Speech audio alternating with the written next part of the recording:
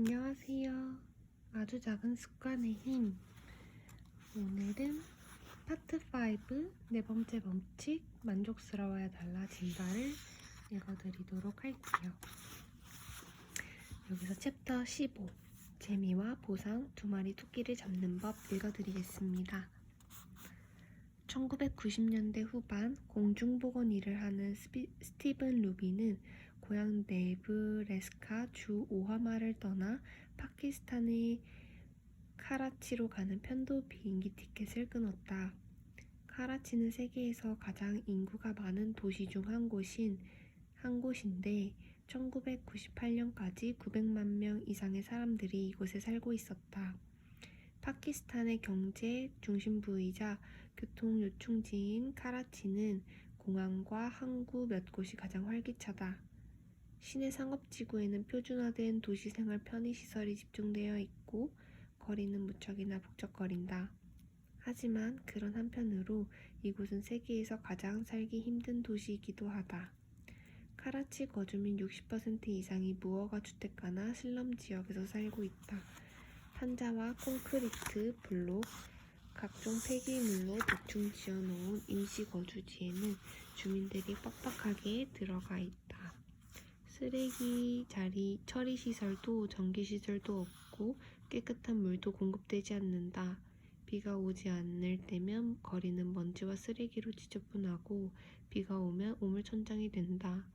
물이 고인 수영장은 모기들이 때를 지어 번식하고 아이들은 쓰레기 속에서 논다. 이런 비위생적인 환경은 질병을 퍼뜨린다. 오염된 수원은 설사, 구토, 배앓이 등의 요인이 된다. 이곳에 사는 아동 3분의 1가량이 영양실조에 걸려 있다. 또한 좁은 공간에 사람이 많다 보니 바이러스, 박테리아 감염도 빠르게 퍼진다. 스티븐 루비가 파키스탄으로 가지 않을 수 없었던 이유다. 루비와 그의 팀은 이곳의 열악한 위생시설을 보고 손 씻는 간단한 습관으로 주민들의 건강을 지킬 수 있다고 생각했다.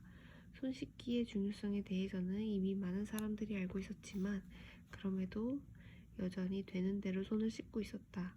어떤 사람들은 물에 손을 몇 번 문지르고 말았다. 어떤 사람들은 한 손만 씻었다. 식사를 준비하기 전에 손 씻는 것을 잊는 사람도 많았다. 모두들 손 씻기가 중요하다고 말했지만 극히 적은 수의 사람들만이 손 씻는 습관을 들였다. 문제는 아는 것이 아니었다. 일관성이었다. 루비와 그의 팀은 프록터 앤드 갬블과 협업해 세이프 가드 비누를 지역민들에게 공급하기로 했다. 보통 쓰는 막대 형태의 비누보다 세이프 가드 비누는 더 만족스러운 경험을 제공한다. 루비가 말했다. 파키스탄에서 세이프 가드는 고급 비누입니다. 한번 써본 사람들은 모두 매우 좋다고 말하죠. 그녀의 말처럼 세이프 가드는 다른 비누와 달리 쉽게 거품이 났고 냄새도 좋았다. 손 씻는 즉시 즐거운 경험이 되었다. 전 손 씻기 캠페인이 행동 변화만이 아니라는 습관이 되는 걸 목표로 삼았죠. 이런 일은 긍정적 감각 신호를 강하게 주는 물건을 사용했을 때 훨씬 쉬웠습니다. 예를 들어 민트막 치약은 치실을 쓰는 것처럼 즐겁지 않은 경험보다 더 잘 받아들여졌습니다. P&G의 마케팅팀도 세이프가드 비누의 감각적 장점이 긍정적인 손 씻기 경험을 만들어냈다고 말했습니다. 수개월 만에 그곳에 거주하는 아이들의 건강은 급격히 좋아졌다. 설사병 비율은 52%까지 떨어졌고 폐렴은 48%까지 떨어졌다. 피부에 박테리아가 감염되어 생기는 동가지는 35%까지 떨어졌다. 장기적인 영향은 훨씬 컸는데 루비는 이렇게 말했다. 6년 후 우리는 카라치로 돌아가 몇 집을 방문했습니다. 6년 전 무료로 비누를 제공하고 손 씻기를 권했던 집의 95% 이상이 비누와 물이 있는 손 씻을 장소를 갖추고 있었습니다. 5년이 넘는 동안 따로 비누를 주지 않았음에도 그들은 손을 씻는 것에 무척 익숙해져서 그 습관을 유지하고 있었습니다. 이는 네 번째 행동 변화 법칙을 보여주는 강력한 사례다. 만족스럽게 만들어라. 우리는 경험이 만족스러울 때 그 행동을 더 반복해서 하곤 한다. 이는 전체적으로 논리에 맞다. 비누로 손을 씻을 때 좋은 냄새가 나고 거품이 잘 나는 것 같은 아주 사소한 일일지라도 즐거운 감정은 강한 신호가 되어 뇌의 이런말을 속삭인다. 느낌 좋군. 다음에 또 해야겠어. 즐거운 감정은 어떤 행동이 나중에 다시 할 만한 가치가 있는지 뇌에 가르쳐준다. 추잉검 이야기를 해보자. 추잉검은 1800년대에 상업적으로 팔리기 시작했는데 1891년 리글리에서 출시할 때만 해도 사람들에게 생소한 것이었다. 초기 상품들은 상대적으로 특징 없는 합성 수지로 만들었는데 질겅질겅 씹히는 느낌은 있어도 맛은 첨가되어 있지 않았다. 여기에 리글리는 스피어민트와 주시프루트 같은 향을 첨가함으로써 추잉검 업계에 혁명을 일으켰다. 맛도 있고 씹는 재미도 생겨난 것이다. 나아가 리글리는 추잉검을 입안을 깨끗하게 만드는 상품으로 홍보하기 시작했다. 우리에게 익숙한 입안을 상쾌하게 라는 껌 광고가 등장한 것이다. 맛있는 향과 입안이 상쾌해지는 느낌은 추잉검을 씹는 만족감을 강화했다. 이후 판매는 급등했고 리글리는 세계 최대의 추잉검 회사가 되었다. 치약 역시 유사한 궤도를 밟았다. 치약 제조업체들은 스피어민트, 페퍼민트, 시나몬 같은 향을 제품에 추가함으로써 엄청난 성공을 누렸다. 이런 향들은 치약의 효용성을 중대시키지 않는다. 단지 입안이 깨끗해지는 느낌을 만들어내고 실손질을 할 때 더욱더 즐거운 경험을 만들어내줄 뿐이다. 내 아내는 센소다인 치약을 사용하다 말았는데 뒷맛이 나쁘다는 게 이유였다. 결국 그녀는 민트맛이 더 강한 다른 제품으로 바꿨다. 반대로 어떤 경험이 만족스럽지 않다면 그것을 다시 할 이유는 거의 없어진다. 조사 과정에서 나는 한 여성의 이야기를 듣게 되었는데 그녀에겐 상대방을 미치게 만들 정도로 자기 도취에 빠진 친척이 있었다. 이 자기중심주의자와 시간을 덜 보내기 위해 그녀는 그가 옆에 있을 때면 가급적 따분하고 지루하게 행동했다. 몇 차례 그렇게 행동하자 그 친척은 그녀를 피하기 시작했다. 그녀가 무척이나 재미없는 사람이라고 인식했기 때문이다. 이런 이야기들은 행동 변화의 가장 기본이 되는 법칙에 관한 증거다. 보상을 주는 것을 반복한다. 힘든 것은 피한다. 미래에 무엇을 할지는 과거에 보상을 받았거나 힘들었던 것에 영향을 받는다. 긍정적인 감정들은 습관을 만드는 반면 부정적인 감정들은 습관을 파괴한다. 분명하게 만들어라. 매력적으로 만들어라. 하기 쉽게 만들어라. 이 세 가지 행동 변화 법칙들은 지금 이 순간 어떤 행동을 시도하도록 고무한다. 그러나 네 번째 법칙인 만족스럽게 만들어라는 다음에 어떤 행동을 반복하도록 고무하는 것이다. 이로써 습관의 순환고리가 완성됐다. 하지만 여기에도 함정이 있다. 우리는 단순히 만족감을 추구하는 게 아니라 즉시적 만족감을 추구하기 때문이다.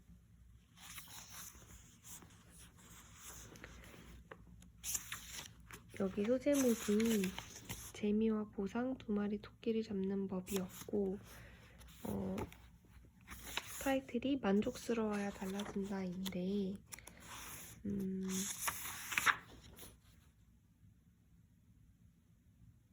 여기서 가장 중요했었던 내용들을 꼽아보자면 사람들이 손 씻는 습관이 중요한 건 아는 거예요.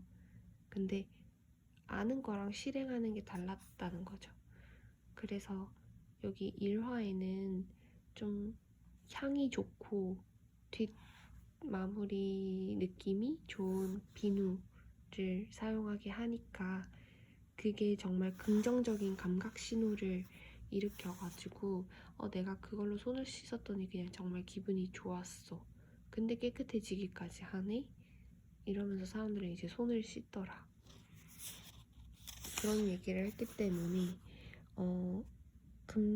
긍정적인 감각을 자극시킬수록 만족스러워지는 결과를 낳고 반대로 내가 뭔가를 만족스럽지 않게 하기 위해서는 되게 지루하게 만들어야 돼요. 그 무언가를.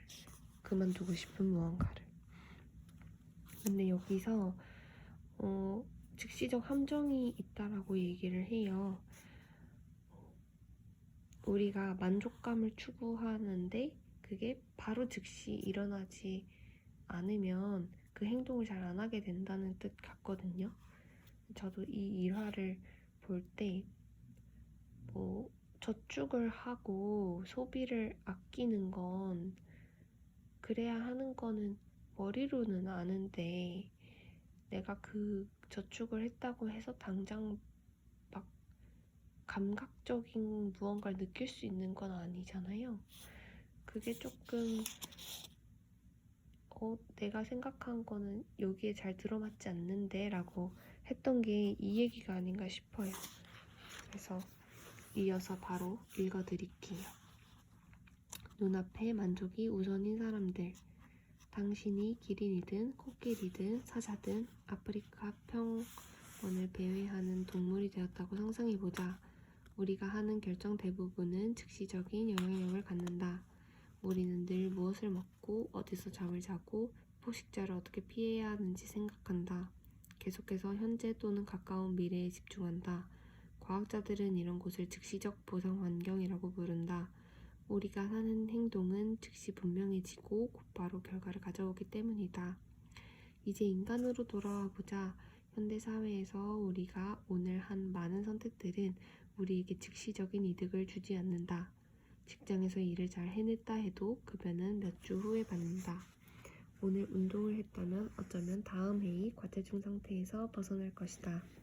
지금 당장 돈을 아꼈다 해도 지금부터 수십 년 후 은퇴했을 때 돈이 모일 것이다. 과학자들은 이런 곳을 지연된 보상 환경이라고 부른다. 행동에 따른 보상이 결정되기까지 수년 동안 그 일을 해야 할 수도 있기 때문이다. 인간의 뇌는 지연된 보상 환경 속에서의 삶을 위해 진화하지 않았다. 최초의 현대적 인간은 대략 20만 년 전에 살던 호모사피엔스 사피엔스다. 이들은 뇌 용적이 오늘날 우리와 상대적으로 유사한 첫 번째 인간종이다. 특히 뇌에서 가장 나중에 생성된 부위인 언어 같은 고도의 기능을 담당하는 신피질이 오늘날과 크기가 비슷하게 된 것은 20만 년 전이다. 우리는 구석기 시대의 선조들과 같은 하드웨어를 탑재하고 돌아다니고 있는 것이다. 반면에 우리가 살고 있는 사회가 지연된 보상 환경으로 변화된 것은 비교적 최근으로 500년 정도밖에 되지 않았다. 뇌에게 현대사회는 완전히 신상품이라 할 수 있다. 최근 100년 동안 우리는 자동차, 비행기, 텔레비전, 컴퓨터, 인터넷, 스마트폰, 그리고 비욘세가 등장하는 것을 봤다. 세계는 최근 몇 년간 엄청나게 변화했다. 하지만 인간 본성은 아주 약간 변화했을 뿐이다. 아프리카 사바나에 사는 동물들과 유사하게 우리의 조상들도 매일 심각한 위협에 대응하고 다음 먹잇감을 획보하고 태풍을 피할 피난처를 지으며 보냈다. 이로써 즉시 만족감을 주는 것에 높은 가치를 부여하는 감각이 발달했지만 반대로 먼 미래를 고려하는 일은 적었다. 즉시적 보상 환경 속에서 수천 세대가 이어지면서 뇌는 장기적 보상보다는 빠른 보상을 선호하는 방향으로 진화했다. 행동경제학자들은 이런 성향을 시간 비일관성이라고 부른다. 과장된 가치 폄하라고 불리기도 하다. 이 말인즉 뇌가 보상을 평가하는 방식은 시간대에 따라 일관적이지 않다는 말이다. 우리는 미래보다 현재에 더 가치를 둔다. 이는 적절한 가치 판단이다. 미래에 있을지도 모를 보상보다는 당장의 확실한 보상이 가치가 있다. 하지만 이렇게 즉시적 만족만을 추구하는 태도는 문제가 된다. 왜 어떤 사람들은 폐암에 걸릴 수도 있다는 것을 알면서 담배를 피우는가? 왜 살이 찔 것을 알면서 과식하는가? 왜 성접촉으로 전염병에 걸릴 수 있는 걸 알면서 안전하지 못한 성관계를 하는가? 내가 보상의 우선순위를 매기는 방식을 이해하면 그 답은 명확해진다. 나쁜 습관은 보상이 즉시적인 반면 결과는 나중에 발생한다.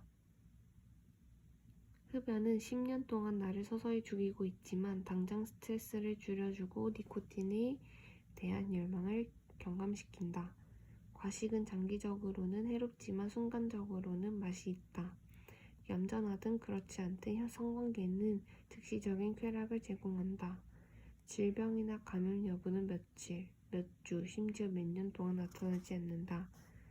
모든 습관이 시간에 따라 다양한 결과들을 만들어낸다. 불행하게도 이런 결과들은 종종 일렬로 오지 않는다. 나쁜 습관은 대개 즉시 좋은 기분을 느끼는데 궁극적으로는 나쁜 기분을 느끼게 된다. 좋은 습관은 이와 반대다.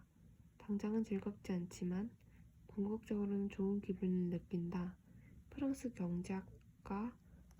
경제학자 프레데리크 바스티아는 이 문제를 명확하게 설명한다. 당장의 결과가 편리하고 좋을 때 대개 나중의 결과는 처참하거나 그에 준하는 일들이 일어난다. 종종 어떤 습관의 첫 과실이 달콤할수록 나중의 과일은 쓰기 마련이다. 다른 식으로 말하면 좋은 습관의 비용은 현재에 치르며 나쁜 습관의 비용은 미래에서 치른다.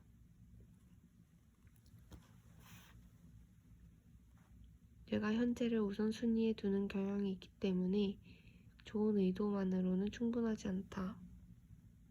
살을 빼야지, 책을 써야지, 언어를 배워야지 같은 계획을 세울 때 실상 우리는 미래의 자신을 위한 계획을 세우고 있는 것이다. 또 어떤 삶을 살고 싶은지 상상하면 장기적 이득을 주는 행동에서 가치를 찾게 된다. 하지만 결정의 순간이 왔을 때 대개는 즉시적 만족감을 주는 것에 압도된다. 더 건강하거나 부유하거나 행복한 미래의 나를 위한 선택을 하지 않는다. 배부르고 마음대로 하고 노는 것을 원하는 현재의 나를 위한 선택을 한다. 행동에서 얻을 수 있는 즐거움이 즉시적일수록 장기적인 목적을 따르지 말지 더욱 의심하게 된다. 뇌는 당장의 위협처럼 보이는 것들을 과대평가하지만 실제로 그런 일이 일어날 가능성은 거의 없다. 내가 탄 비행기가 난기를 충돌하는 일, 집에 혼자 있을 때 도둑이 침입하는 일, 내가 탄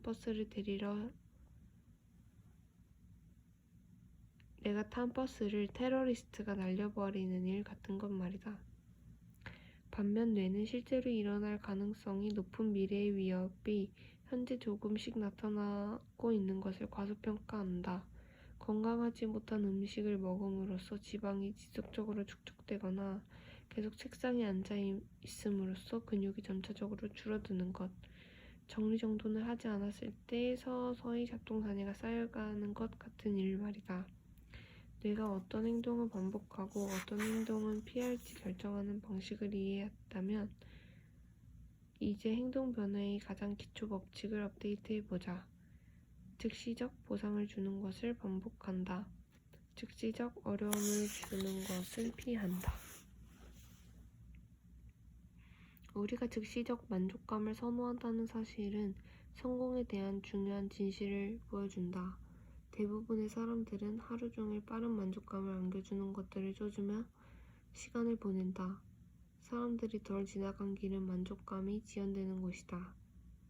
그럼에도 기꺼이 보상을 기다린다면 덜 경쟁하고 종종 더 큰 보상을 얻기도 한다.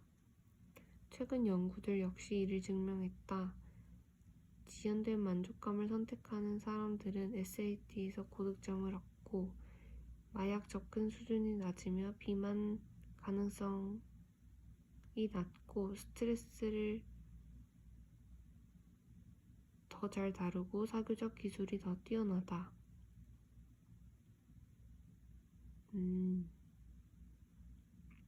주변에서 이런 모습들을 우리는 익히 봐왔다.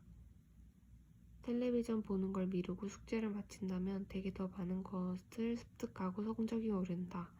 가게에서 디저트와 과자를 사지 않으면 집에 왔을 때 더 건강한 음식을 먹게 된다. 거의 모든 분야에서 성공은 지연된 보상을 선호하고 즉시적인 보상을 무시할 것을 요한다. 여기에 문제가 있다. 사람들은 지연된 보상을 택해야 한다는 것을 알고 있다. 우리는 좋은 습관에서 오는 이득을 바란다. 건강해지고 생산적이고 평화롭게 지내길 원한다. 하지만 이런 선택들은 결정적 순간이 오면 마음에서 가장 윗자리를 차지하는 법이 거의 없다.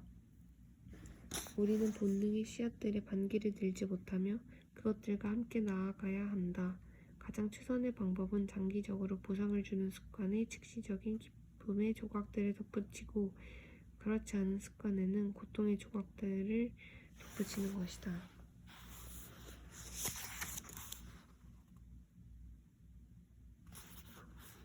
제가 딱 말한 내용이 있었죠.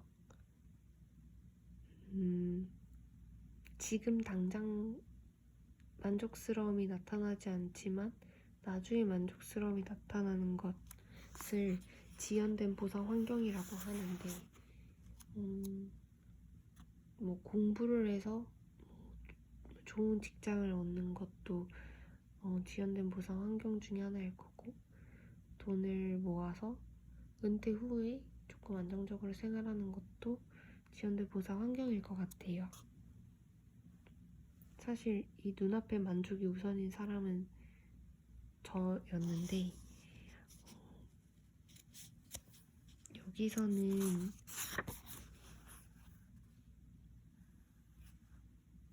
결국엔 결론은 그거죠. 결론은 지연된 만족감을 선택하는 사람들은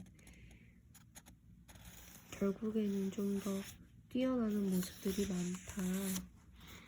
그게 가장 여기에 정리된 말인 것 같고요. 그 다음에 여기 또 좋은 습관의 비용은 현재에 치르며 나쁜 습관의 비용은 미래에 치른다. 이 얘기도 되게 많이 공감이 되는 것 같아요.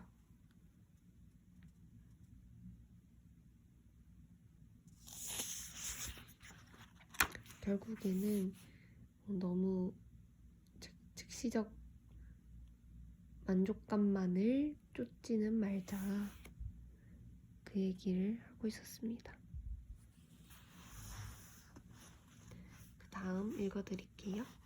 아주 작은 보상의 힘. 습관을 계속 유지하기 위해서는 성공했다는 느낌을 필수적으로 받아야 한다. 비록 아주 사소한 방식일지라도 말이다. 성공했다고 느끼는 것은 습관이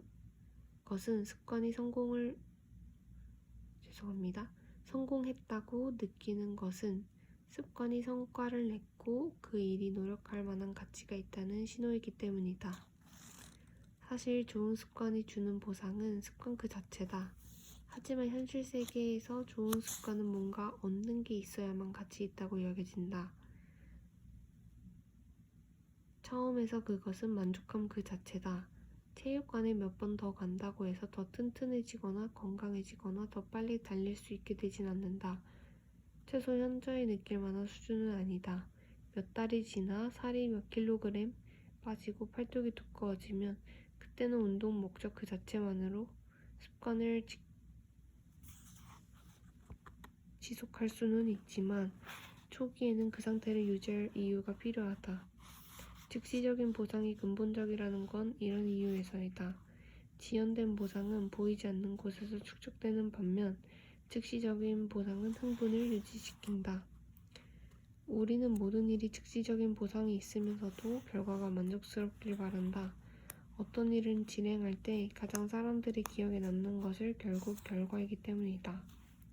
강화는 이를 위한 최선의 접근법이다. 이는 습관과 즉시적인 보상을 한데 묶어 만족감과 결과라는 두 마리 토끼를 모두 잡게 한다. 앞에서 다뤘던 습관 쌓기는 습관과 즉시적인 신호를 묶는 것으로 시작할 때 그 신호가 더욱 분명하게 드러나도록 만든다.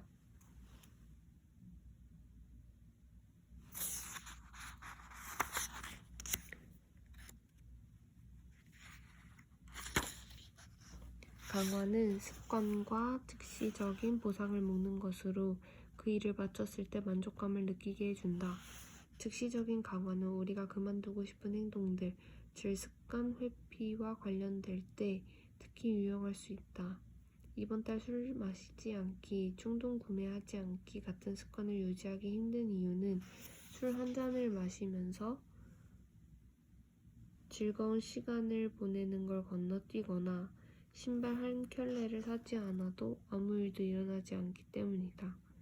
성공적으로 자신의 결심을 지켰더라도 첫 술의 만족감을 느끼기는 어렵다. 유혹에 저항하는 것이 우리에게 더 큰 만족감을 주지 못하기 때문이다. 한 가지 해결책은 이런 상황을 완전히 뒤집어 생각하는 것이다. 회피를 눈에 보이게 만드는 것이다.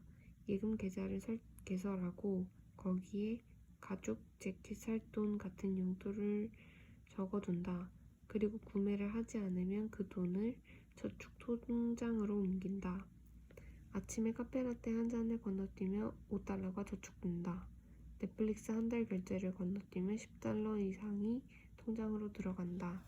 자신을 위한 보상 정책을 만드는 것이다. 가죽 자켓을 위해 돈을 절약하고 있는 자신을 보는 것은 지연된 보상을 즉시적인 보상처럼 보이게 한다. 아무것도 하지 않아도 만족스럽다. 나의 독자 중 한 사람과 내 아내는 이와 비슷한 장치를 마련했다. 두 사람은 너무 자주 외식하지 않겠다고 결심했고 그와 동시에 요리를 더 많이 하기 시작했다. 저축 통장에는 유럽 갈 돈이라는 이름이 붙었다. 외식을 건너뛰면 계좌에 $50를 넣었다. 그해 말이 되자 휴가 갈 돈이 모였다. 자신의 정체성과 갈등을 일으키는 것보다 그것에 부합하는 단기적 보상을 마련하는 것이 중요하다. 살을 빼려고 하거나 책을 더 많이 읽으려고 한다면 새 재킷을 사는 것은 괜찮다. 하지만 예산을 만들고 돈을 모으려고 할 때는 그렇지 않다. 자유로움을 느끼고 재정적 독립을 원한다면 걷기 운동을 하러 가는 건 자신에게 주는 보상의 좋은 예다. 만일 운동에 대한 보상으로 아이스크림 한 통을 먹는다면 정체성과 충돌할 것이다. 그러나 보상으로 마사지를 받는다면 뭔가 고급스러운 느낌도 들고 자기 몸을 살피는 계기도 된다. 이런 단기적 보상은 건강한 사람이 된다는 장기적 목표와 일치한다.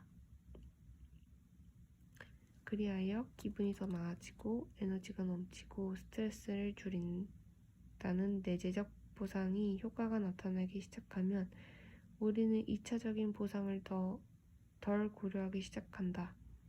정체성은 그 자체로 강화 인자가 된다. 우리는 어떤 일에 자기의 정체성에 부합하고 기분이 좋아지기 때문에 그 일을 한다. 습관의 삶의 일부가 되도록 자기 격려와 채찍질은 덜 필요하다. 보상은 습관을 시작하게 만들고 정체성은 습관을 지속하게 만든다. 장기적 보상은 얻을 때까지 기다려야 하지만 즉시적인 강화는 단기간의 동기를 유지하도록 돕는다. 요약하면 습관을 유지하기 위해서는 그 일이 즐거워야 한다. 향기가 좋은 비누, $50가 통장에 입금되는 걸 보는 등 간단하고 사소한 강화 장치들은 습관을 즐겁게 만드는 즉각적 만족감을 제공한다. 그리고 습관이 즐거워질 때까지 변화가 쉬워진다.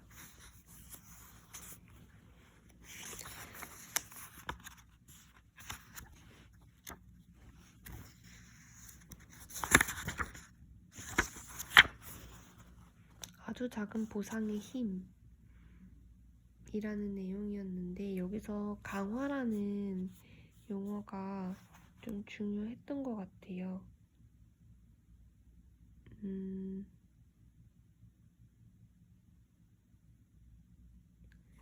여기 습관과 즉시적인 보상을 한데 묶어가지고 만족감을 만들어내다 라는 뜻이었는데 여기 요약본에 조금 더 명쾌하게 나와 있는 것 같아요.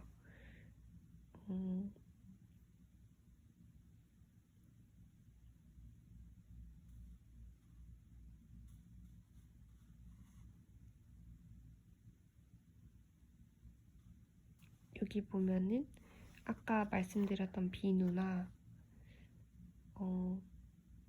제가 아까 걱정했었던 돈 관련된 것들은 즉시적인 보상이 아니지 않나 라고 했을 때 대신에 돈이 통장에 입금되는 걸 보는 것, 예를 들어서 내가 지금 절약을 하고 소비를 안 하기 때문에 만족스럽지 않을 수 있지만 그것을 통장을 매번 확인하는 습관을 만들면서 내가 지금 잘하고 있구나라는 걸 강화한다는 얘기 같아요.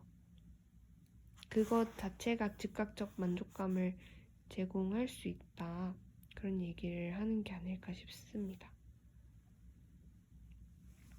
그리고 이 정체성이라는 단어는 되게 책 맨 앞쪽에 있었던 내용이었는데 이 보상은 습관을 시작하게 하는 거고 정체성은 습관을 이제 지속하게 한다.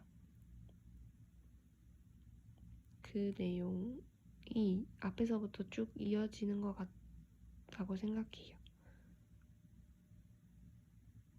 그리고 여기 보면은 장기적 보상을 얻을 때까지 우리가 기다려야 되기는 하는데 즉시적인 강화는 돈을 모으면 내가 지금 당장 쓰는 게 아니기 때문에 긴 기다림이 있지만 내가 당장 통장을 보고 확인하는 거는 내가 다시 돈을 모아야겠다라는 동기를 유지하도록 돕는다는 걸로 이해하면 되겠네요.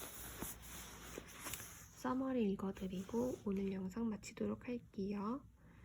네 번째 행동 변화 법칙은 만족스럽게 만들어라다. 경험이 만족스러우면 그 행동을 반복하는 경향이 커진다. 인간의 뇌는 지연된 보상보다 즉시적인 보상에 우선순위를 부여하는 방향으로 진화했다. 행동 변화의 가장 기본 법칙은 이렇다. 즉시적인 보상이 있는 행동은 반복된다. 즉시적인 어려움이 있는 행동은 잘하지 않게 된다. 습관을 유지하려면 즉각으로 성공했다는 느낌이 필요하다. 아주 사소한 방식이라 할지라도 말이다. 분명하게 만들어라, 매력적으로 만들어라, 하기 쉽게 만들어라. 이 세 가지 행동 변화 법칙은 지금 이 순간 행동을 시도할 가능성을 높인다. 그런데 네 번째 행동 변화 법칙인 만족스럽게 만들어라는 나중에 행동이 반복될 가능성을 높인다. 내일은 챕터 16 어떻게 매일 반복할 것인가 읽어드리도록 하겠습니다. 좋은 밤 되세요.